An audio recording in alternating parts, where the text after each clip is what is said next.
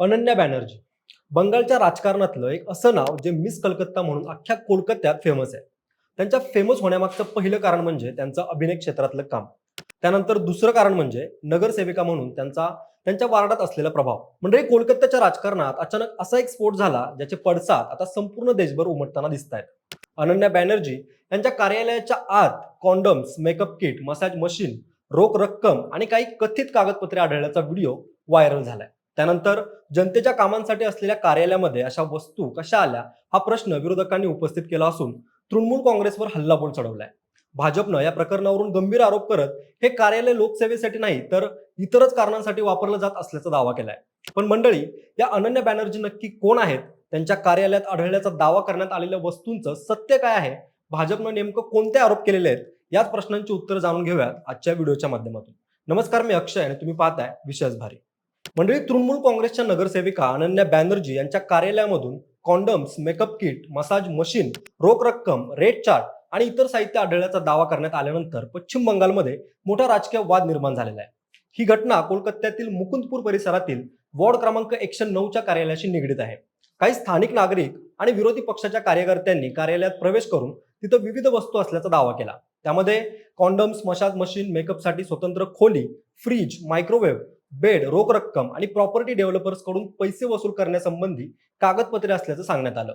या दाव्यांमुळे लगेचच राजकीय वातावरण तापलं आणि सोशल मीडियावर या प्रकरणाची जोरदार चर्चा सुरू झाली. मंडळी, हे प्रकरण बाहेर आल्यानंतर अनेकांनी प्रश्न उपस्थित केले की नगरसेविकेच्या कार्यालयात कॉन्डम्स, मसाज मशीन किंवा मेकअप रूमचा संबंध काय?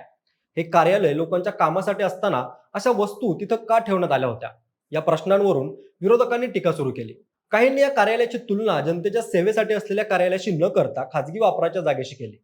पण मंडळी, या अनन्या बॅनर्जी नक्की कोण आहेत हे आपण जाणून घेऊयात. मंडळी, अनन्या बॅनर्जी या कोलकाता नगर निगमच्या वॉर्ड क्रमांक 109 मधील तृणमूल काँग्रेसच्या नगरसेविका आणि पक्षाच्या प्रवक्त्या आहेत.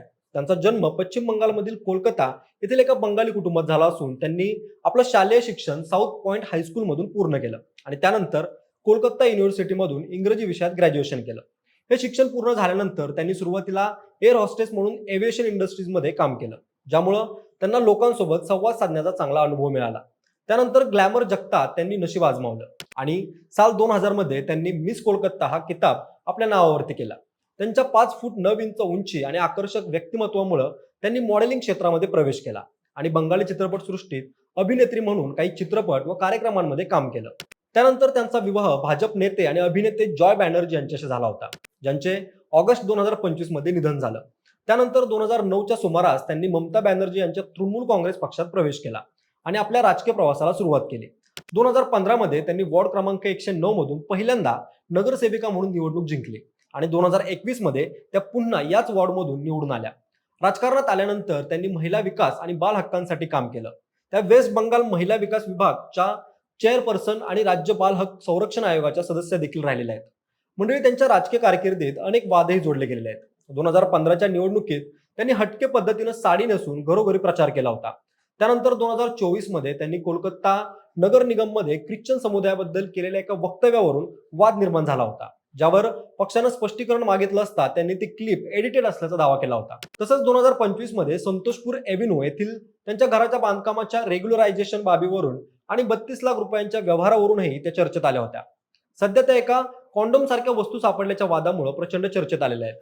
मंडळी, त्यांच्या कार्यालयात makeup room, bed, massage machine आणि इतर घरगुती वस्तू असल्याचा दावा करण्यात आला. त्यामुळे अनेक माध्यमांनी आणि विरोधी पक्षांनी प्रश्न उपस्थित केला की सार्वजनिक कार्यालयाचा वापर नेमका कोणत्या उद्देशासाठी केला जात होता. सोशल मीडियावर यावरून मोठ्या प्रमाणात मीम्स, टीका आणि राजकीय प्रतिक्रिया पाहायला मिळत आहेत. मंडळी, अनन्या यांनी त्यांच्यावरचे सगळे आरोप फेटाळून लावलेले आहेत. त्यांनी सांगितलं की कार्यालयात विविध प्रकारच्या वस्तू असणं काही असामान्य नाही. त्यांच्या म्हणण्यानुसार ईद सारखे सण नुकतेच पार पडले असल्यामुळे कपडे किंवा इतर साहित्य तिथं असणं स्वाभाविक आहे. बाकी त्यांनी कोणत्याही बेकायदेशीर गोष्टी आढळली नसल्याचा दावा करत या संपूर्ण प्रकरणाला राजकीय रंग देण्यात येतोय असं म्हटलंय. त्यासोबत त्यांनी असंही सूचित केलंय की पश्चिम बंगालमध्ये सध्या टीएमसी पक्षफुटीच्या राजकीय संघर्षाच्या पार्श्वभूमीवर अशा घटना जाणून बुजून करून त्यांना टार्गेट केलं जातंय असं त्यांचं मत आहे. म्हणजे या प्रकरणाची चर्चा एवढी का वाढली? यामागे पश्चिम बंगालचे सध्याचे राजकीय वातावरण देखील कारणीभूत आहे. गेल्या काही आठवड्यात तृणमूल काँग्रेसशी संबंधित विविध कार्यालयांमध्ये साहित्य सापडल्याचे किंवा गैरव्यवहारांचे आरोप झाल्याच्या बातम्या समोर आलेल्या आहेत. त्यामुळं अनन्या बॅनर्जी यांच्या कार्यालयात वस्तूंचा मुद्दा आणखी चर्चेत आला. त्यासोबतच सोशल मीडियावर या प्रकरणाबद्दल दोन वेगवेगळे दृष्टिकोन दिसून येत आहेत। एका बाजूला विरोधक आणि टीकाकार हे प्रकरण भ्रष्टाचार, सत्तेचा गैरवापर आणि सार्वजनिक कार्यालयांच्या वापराबाबत प्रश्न उपस्थित करणारे उदाहरण म्हणून मांडत आहेत। दुसऱ्या बाजूला तृणमूल समर्थक आणि काही राजकीय विश्लेषक हे आरोप राजकीय हेतूने वाढवून सांगितले जात असल्याचा दावा करतायत। एकूणच पाहता अनन्या बॅनर्जी यांच्या कार्यालयामध्ये condoms, makeup kit, massage machine, रोख रक्कम आणि रेट चार्ट आढळल्याच्या दाव्यामुळे मोठा राजकीय वाद निर्माण झालाय। विरोधकांकडून गंभीर आरोप केले जात आहेत, तर अनन्या बॅनर्जी यांनी हे सगळे आरोप नाकारत संपूर्ण प्रकरणाला राजकीय कटकारस्थान म्हटले। पण या प्रकरणात सत्य काय आहे, कार्यालयात आढळल्याचा दावा करण्यात आलेल्या वस्तूंचा नेमका उद्देश काय होता आणि आरोपांमध्ये कितपत तथ्य आहे हे अधिकृत तपासानंतरच स्पष्ट होऊ शकेल। सध्या मात्र हे प्रकरण पश्चिम बंगालच्या राजकारणातील सर्वाधिक चर्चेच्या विषयांपैकी एक बनले। बाकी मंडळी, तुम्हाला या वस्तू सापडल्या मागं काय वाटतं हे आम्हाला कमेंट करून नक्की सांगा।